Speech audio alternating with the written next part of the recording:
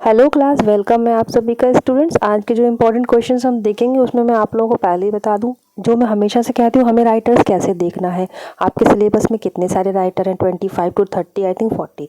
तो इसीलिए उसमें से जो अवार्ड अचीवमेंट्स वाले हैं उन्हें हम पहले रख लेते हैं। और ये जो क्वेश्चन है प्रीवियस ईयर्स के, आप देख पाएंगे कि क्वेश्चन उन्हीं राइटर्स के मोस्टली कैसे आए हैं और उन्हीं के ज़्यादातर आए हैं।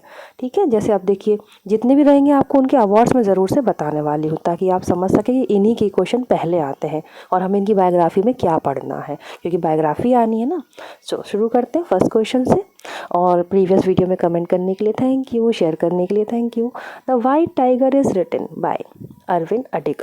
और हाँ, अभी ये जो आप फोटोज़ देखोगे ना, ये मैंने इसमें पढ़ाई की है, तो देख लीजिए पढ़ने वालों की किताबें या नोट्स ऐसे होते हैं कि कैसे मैं उसमें लिख दिया करती थी चीज़ें। तो आप लोग भी ऐसे अपने नोट्स ज़रूर से बनाएं।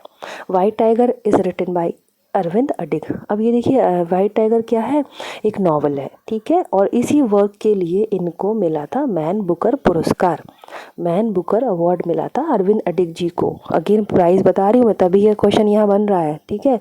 वाइट टाइगर 2008 में पब्लिश हुआ था और 2008 में ही इस के लिए इनको मिला था बुकर प्राइज़। लिखा है सामने, अरविंद अडिग जी इसके विनर हैं। बाकी नीचे जो रहे उनसे कन्फ्यूज़ नहीं होना है आपको। अरविंद अडिग जी का जन्म हुआ था 1974 में and he is alive now. The longest epic in English is Shri Aurobindo Savitri. Shri Aurobindo ji philosopher रहे, राइटर रहे, और इनका ये वर्क है जो सावित्री पोयम वर्क है, बेस्ड ऑन महाभारत। ठीक है, based on Mahabharata, theology of Mahabharata. तो ये आपका लॉन्गेस्ट एपिक है इंग्लिश में। और श्री अरविंदो जी का जो लाइफ स्पैन है वो मैं बता दूँ आपको। तो देखिए क्या है उनका लाइफ स्पैन, 1872 से लेकर 1950 तक। ओके, अब जब मैंने इसको देखा तो ये देखिए इसका पब्लिशिंग ईयर तो ये नहीं है, बाकी आप देख लीजिए श्री अरविंद जी का सावित्री है ये, और नीचे वालों का कंटेंट लिखा था। देखिए the guide was written by R K Narayan ji. Okay, are K Narayan जी है, 1958 में ये पब्लिश हुआ था। और इसके बारे में मैं आपको बता दूं, साहित्य अकेडमी अवार्ड इनको, आर के नारायण जी को, इसी अवार्ड वर्क के लिए मिला था। मैंने वीडियो के स्टार्ट में बोला ना, अवार्ड वाले कनेक्शन आप देख लीजिएगा, तभी ये क्वेश्चन बने हैं एग्जाम में। आर के नारायण जी को द गाइड के लिए साहित्य अकेडमी अवार्ड मिला था 1960 में। और वैसे ही द गाइड पब्लिश हुआ था 1958 में, ये मैंने ऊपर अपने से लिख रखा था। ये 1960 भी लिखा है, साइड में SAA भी लिखा है तो है। ओके, और आर के नारायण जी के बारे में मैं आपको बता दूं, इनका पूरा नाम क्या है, राशिपुरम कृष्ण स्वामी अय्यर नारायण। ओके, इनका जो लाइफ स्पैन है 1906 से लेकर 2001, इसको मैं शॉर्ट में 61 बताती हूँ, जो प्रीवियस स्टूडेंट है उन्हें पता होगा, 6 से 1 ऐसे। तो हमें जब एक क्वेश्चन पढ़ना है उससे रिलेटेड पॉइंट उसी समय देख लेना है, ताकि आपकी तैयारी बनी रहे। और इनको पद्म विभूषण कब मिला था, पद्म विभूषण आर के नारायण जी को मिला था 2000 में, सन 2000 में।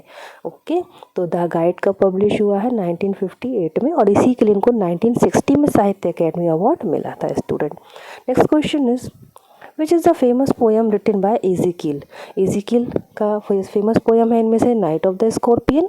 एजिकिल जी का लाइफ स्पैन है 1924 से लेकर 2004।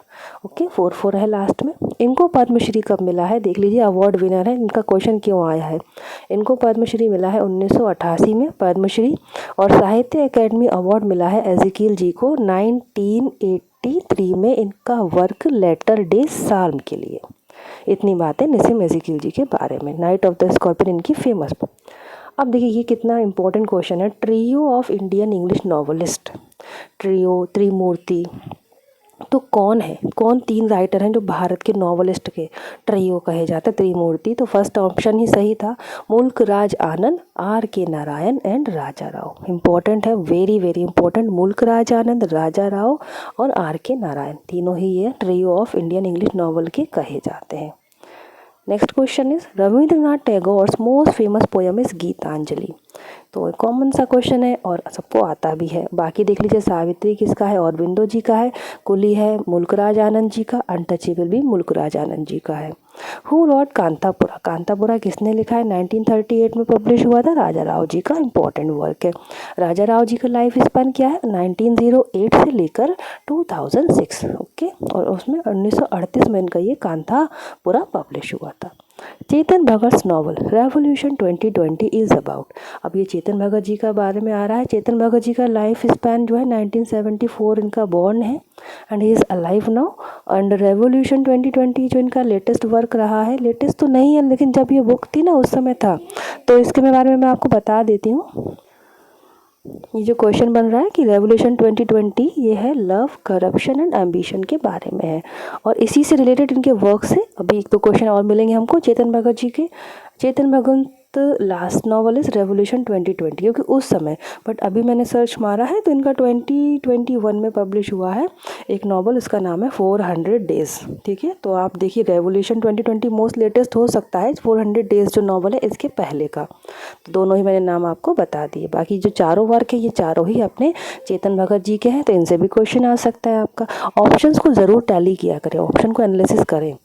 Who is called the paper back king of India, मैं पहले भी प्रीवियस दैट में भी ये क्वेश्चन आया था, इंपॉर्टेंट है। चेतन भगत जी को paper back king of India कहा जाता है।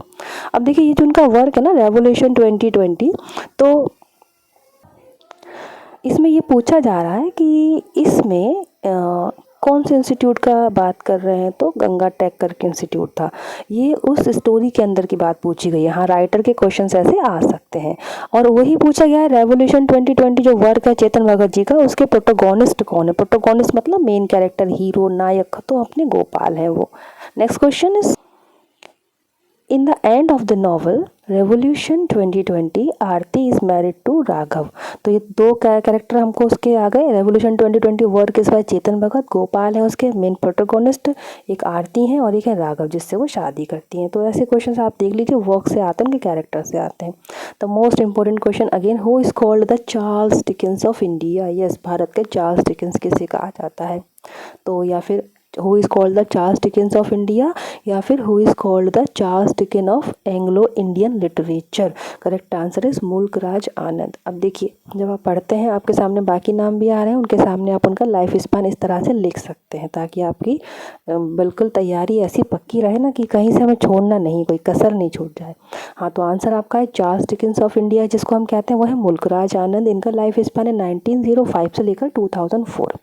बाकी आर के नारायण जी का C6 to 2001, राजा राव जी का भी यहाँ लिखा हुआ है। Next question is Mulk Raj Anand untouchable was published in, इनका अनटचेबल कब पब्लिश हुआ था? 1935 में पब्लिश हुआ था मुल्क राज आनंद जी का, जिनको हम लोग चार्ल्स डिकेंस ऑफ इंडिया भी कहते हैं। और देखिए इनका ही नेक्स्ट क्वेश्चन बन रहा है, was a friend of Picasso, Picasso painter का नाम हम सब ने सुना है ना, ये इनकी फ्रेंडशिप रही है इनसे अपने समय में। The literary magazine founded by मुल्क राज आनंद वॉज मार्ग, मार्ग करके जो मैगजीन है वो मुल्क राज आनंद जी का मैगजीन है। मुल्क राज आनंद कुली इज द स्टोरी ऑफ, देखिए कुली इनका इंपॉर्टेंट वर्क है, नॉवल है, मुल्क राज आनंद जी का वर्क है। तो इसकी किसकी स्टोरी? एक पोर्टर बॉय की स्टोरी है, ठीक है। इसमें जो मेन कैरेक्टर होता है उसका नाम होता है मुन्नू, और कुली जो पब्लिश हुआ था 1936 में पब्लिश हुआ था, कुली इनका वर्क है। Next question is the founding father of the Indian English novel, founding father, ठीक है, वही ट्रियो कह लो, तो वो भी वही था are K Narayan, Raja Rao and मुल्क राज आनंद। लिखा है मैंने, ट्रियो भी लिख रखा है यहाँ पर, कुछ कैसे भी पूछ लें आपको आंसर पता होना चाहिए। अब आर के नारायण जी के ऊपर मैंने 61 लिख रखा है, इट मीन्स 1906 में इनका जन्म है और 2001 में इनका डेथ है। इधर 86 लिख रखा है, यानी कि इनका जन्म है 1908 में और डेथ है इनकी 2006 में, राजा राव जी की तो 86 ऐसे। और मुल्कराज जी का जन्म है 1905 में और डेथ है इनका 2004 में, ठीक है। अब 19 और 20 हमारे सिमिलर हो गए, तो मैंने ऐसे करके इनका ट्रिक बनाया था, आप याद कर सकते हैं इससे भी। Next question is the protagonist of मुल्क राज आनंद नोवेल कुली, इसके प्रोटोगोनिस्ट कौन है, नायक हीरो कौन है? मुन्नू। और मुल्क राज आनंद जी का कुली जो वर्क है, नॉवल है, ये पब्लिश कब हुआ था? 1936 में हुआ था। इसका जेनर क्या है? तो ये एक नॉवल है। ये से क्वेश्चन आपके बनते हैं। Khushwant Singh last creative work इस, खुशवंत सिंह जी का लाइफ स्पैन है 1915 में जन्म है, 2014 में इनकी डेथ है, तो ये इनका लाइफ स्पैन है। और ये क्योंकि ये लाइफ स्पैन से क्वेश्चन आने ही हैं आपके, ओके। द सनसेट क्लब, ये इनका लास्ट क्रिएटिव वर्क रहा है। टोरू दत्त जी के बारे में हम बात कर लेंगे। मेरी फेवरेट टोरू दत्त का फेमस पोयम अवर कैजुलाना ट्री। ओके, ये पोयम रहा इनका। अब टोरू दत्त का लाइफ स्पैन क्या है, 1856 से लेकर 1877 तक। तो ये 56 और 77 याद कर लो, बाकी 18 आपके सेम हो जाएंगे। याद करने के लिए ट्रिक्स बता रही हूँ मैं।